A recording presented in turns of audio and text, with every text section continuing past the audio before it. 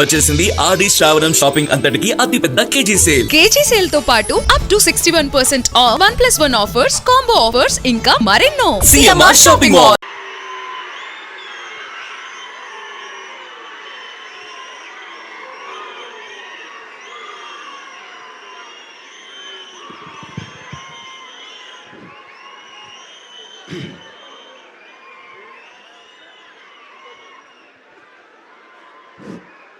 Stage మీద ఉన్న పెద్దలకు,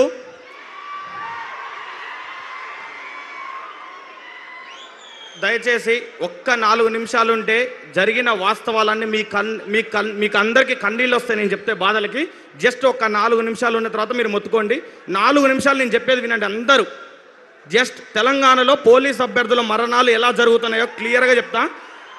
జస్ట్ ఒక్క 4 నిమిషాలు మీరు సైలెంట్గా ఉంటే నేను స్పీచ్ తొందరగా ముగిస్తా. పెద్దలు మాట్లాడాలి. స్టేజ్ మీద ఉన్న పెద్దలకు, స్టేజ్ కింద ఉన్న తెలంగాణ జ్ఞాన జ్యోతులకు, పోరాట యోధులందరికీ పాదాభివందనాలు. తెలంగాణ తెచ్చుకుందే నిధుల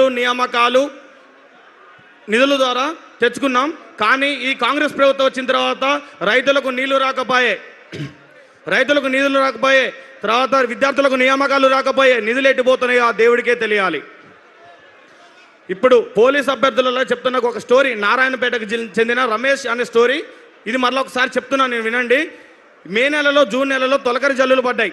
తొలకరి జల్లులు పడ్డ తర్వాత మన ఇంటి దగ్గర ఉన్న వాళ్ళు కౌలుకి రైతు డబ్బులు చెల్లించాలి కదా. ఆ డబ్బులు చెల్లించడం కోసం తన భార్య మెడలో ఉన్న బంగారు తాడిని బ్యాంకులో తాకట్టు పెట్టి ఆ డబ్బులు తీసుకువచ్చి కొన్ని భూమి తీసుకున్న వ్యక్తికి కట్టి మిగిలిన డబ్బులు విత్తనాలకి దాచుకున్నాడు అనమాట. ఆ దాచుకున్న డబ్బులు ఏం చేసిందంటే జూన్ 2వ తారీఖు 19,000 పోస్టులతో నోటిఫికేషన్ రాబోతుందని సివి ఆనంద్ గారు ఆర్థిక శాఖకి ఆమోదం పొందిందని చెప్పారు. అది చూసిన ఆ తండ్రి ఆ డబ్బులు కొడుక్కి ఇచ్చి హైదరాబాద్ తోలితే కరెక్ట్గా హాస్టల్ ఫీజు, కోచింగ్ ఫీజు అన్ని డబ్బులు అయిపోయిన తర్వాత 5,000 పోస్టులకు మాత్రమే ఆర్థిక శాఖ ఆమోదం తెలియదని చావు కబురు చల్లగా చెప్పినప్పుడు ఆ కొడుకు మాకు ఫోన్ చేసి, అన్న ఇంటి దగ్గర నాన్నకి విత్తనాల డబ్బులు తీసుకొని కోచింగ్కి వచ్చిన కన్న తల్లి ఏమో బంగారు తాడు ప్లేస్లో పసుపు తాడు కట్టుకొని నిలబడింది, వీడేమో 5,000 పోస్టులు వేస్తా అంటున్నాడు, నా కులానికి 1 పోస్ట్ వస్తుందని చెప్పితే దానికి సమాధానం ఏమని చెప్పాలి? తెలంగాణలో ఎవరిని అడగాలి? ఆ సమాధానం ఎవరిని అడగాలి? ఆ పిల్లగాడి యొక్క గొంతు ఎంత? రేవంత్ రెడ్డి కాదు, 5,000 పోస్టులను నువ్వు ఎలా పంచుతావన్నావో నేను ఇక్కడి నుంచి చెప్తున్నా, వినండి మీరు. సరూనగర్ స్టేడియం నుంచి నువ్వు ఏ ఎల్బీ నగర్ స్టేడియంలో అయితే 5,000 నియామక పత్రాలు ఇస్తున్నా, తలలు లెక్క పెట్టుకుంటున్నావు కదా.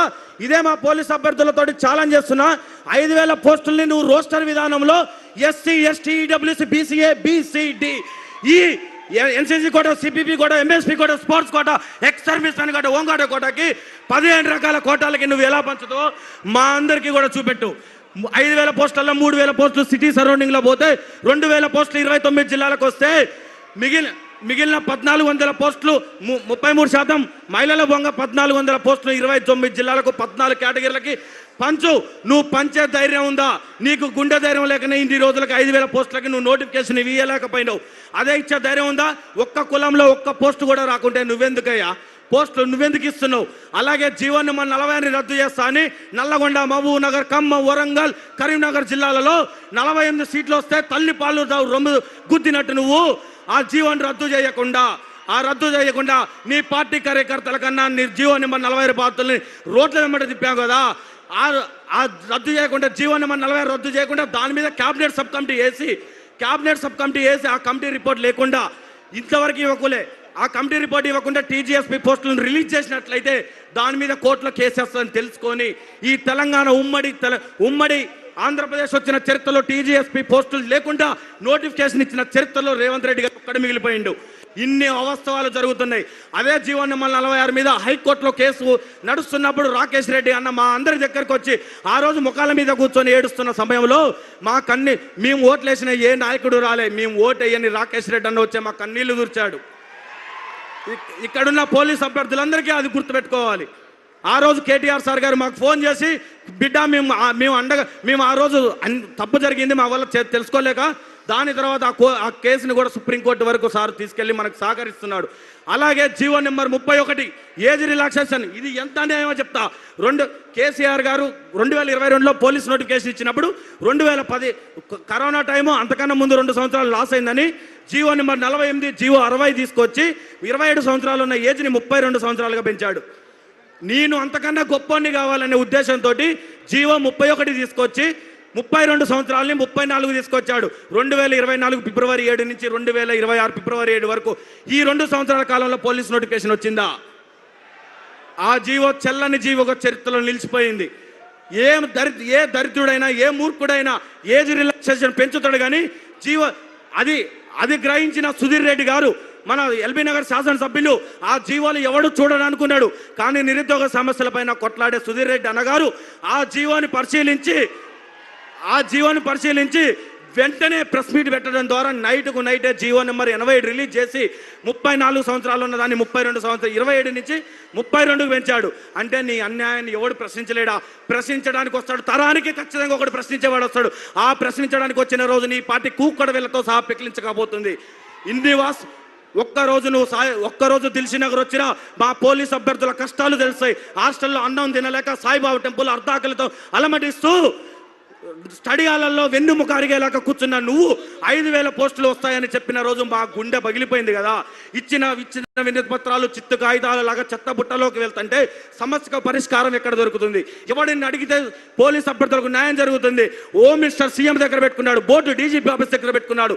మేము చెమట చుక్కలుగా వచ్చిన ఈ తెలంగాణ గ్రామీణ ప్రాంత పోలీస్ అభ్యర్థులు ఎవరి దగ్గరికి వెళ్ళాలి? సీఎంని కలవనిస్తారా?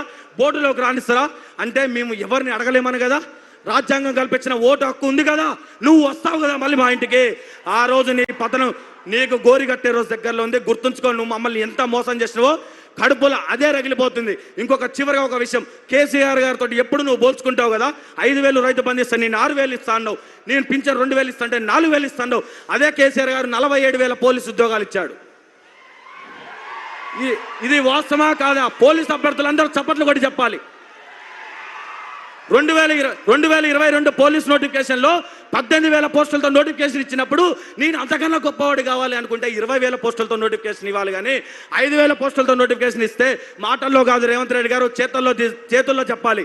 18 మంది అమరవీరులు జరిగారు. ఇదే ఇంకొక విషయం, జీవో నెంబర్ 46 కేసు హైకోర్టులో జరుగుతుంది. మేమందరం హైకోర్టుకి ఆటోలో వెళ్తుంటే కోర్టులో కేసు వేసిన వాళ్ళ నాన్న మా అమ్మటి రోజు తిరిగే విద్యార్థి రోజు ఫోన్ చేసి వాళ్ళ నాన్న కేసు ఏమైంది చిన్న మావాడు ఊకే భయపడుతుండే ఇంట్లో అని అడిగితే, కోర్టుకు పోయే క్షణం వల్ల వాళ్ళ నాన్న ఫోన్ చేస్తే, అన్నా నా కొడుకు చచ్చిపోయిండు దినానికి రమ్మని నా తండ్రి చెప్పినప్పుడు గుండెలు రోజు ఇచ్చినాయి కదా ఇక్కడ ఉన్న వాళ్ళై. ఇంకొక విషయం, ఆ రోజు బస్సు యాత్ర కోసం ఇదే ఇంద్రానాయక్ అన్న, ఇదే నవీన్ పట్నాయక్ని, ఇదే శంకర్ని, ఇదే శంభుని, ఇదే చెర్రి ప్రవీణ్ని, ఇదే బుక్యా కుమార్ని నువ్వు గద్దల్లాగా వాడుకున్న రోజు మీకు దేవుళ్ళలాగా కనపడ్డావు. కానీ ఈరోజు మేము దెయ్యాలలాగా కనపడుతున్నావా? మా యొక్క రక్త చెమట చుక్కలతోటి మీకు కాన్వాయ్ లేని రోజు, మీరు తిరిగిన రోజు మేమేమో ఏం బాధలు పడాలి? ఒక్కరోజు నువ్వు రా,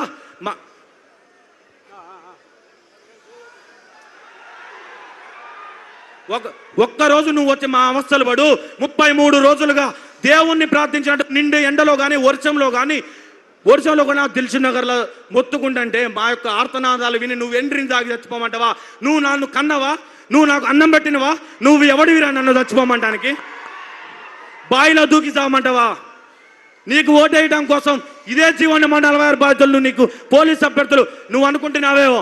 చరిత్రలో పోలీస్ అభ్యర్థులతో పెట్టుకున్న వాళ్ళు ఈ తెలంగాణ రావడానికే 2009 October 9 police G O 14 free zone కోసం కేసీఆర్ గారు దీక్ష చేస్తేనే నీ ప్రభుత్వం కూలిపోయి 2014లో వచ్చింది. గుర్తుపెట్టుకో, పోలీస్ అభ్యర్థులతో పెట్టుకున్న వాడు ఎవడు కూడా చరిత్రలో మిగలేదు. 15 లక్షల మంది అప్లికేషన్స్ ఇంటూ 3 అంటే 45 లక్షలు నీకు కూకడ వేలతో సహా పెకిలించబోతాయి. నేను ఇంకొక విషయం చెప్పాలనుకుంటున్నా. ఆ రోజు కేసీఆర్ సార్ గారు గెలవాలి, కిందన్న ఎమ్మెల్యే మీద అవినీతి, కేసీఆర్ సార్ గెలుస్తలే అని కిందన్న ఎమ్మెల్యే ఒక్క ఎమ్మెల్యే ఓడిపోతే ఏం కాదు అనుకున్నారు. కానీ ఈ రోజు రేవంత్ రెడ్డి గారు ఏమంటారు, రేవంత్ రెడ్డిని ఓడగొట్టాలని కాంగ్రెస్ ఎమ్మెల్యేని ఓడగొట్టాలని నిర్ణయించుకున్నారు. అంటే కాంగ్రెస్ ఎమ్మెల్యేని ఓడగొడితే రేవంత్ రెడ్డి పత్త లేకుండా పోతారని నిర్ణయించుకున్నారు. అసలు నీకు ఎవడు సలహాలు ఇస్తున్నావు కానీ వాడు మాత్రం నీ మీద ఏదో పగ పెంచుకొని ఉన్నాడు. జై తెలంగాణ. థ్యాంక్ యూ తమ్ముడు. ఇప్పుడు దయచేసి మిత్రులకందరికీ ఒక విజ్ఞప్తి, బయట ఇక్కడ నుంచి గేటు వరకు, గేటు బయట కూడా దాదాపు ఒక 10,000 మంది జనాభా ఉన్నారు. అందరూ కూడా లోపల రావాలని చెప్పి విజ్ఞప్తి చేస్తూ పోలీసు వాళ్ళు దయచేసి వాళ్ళని అడ్డుకోవద్దు, వాళ్ళని పంపించాలని చెప్పి కోరుకుంటూ సింధు రెడ్డి గారు ఇప్పుడు మా ముందు మాట్లాడతారు.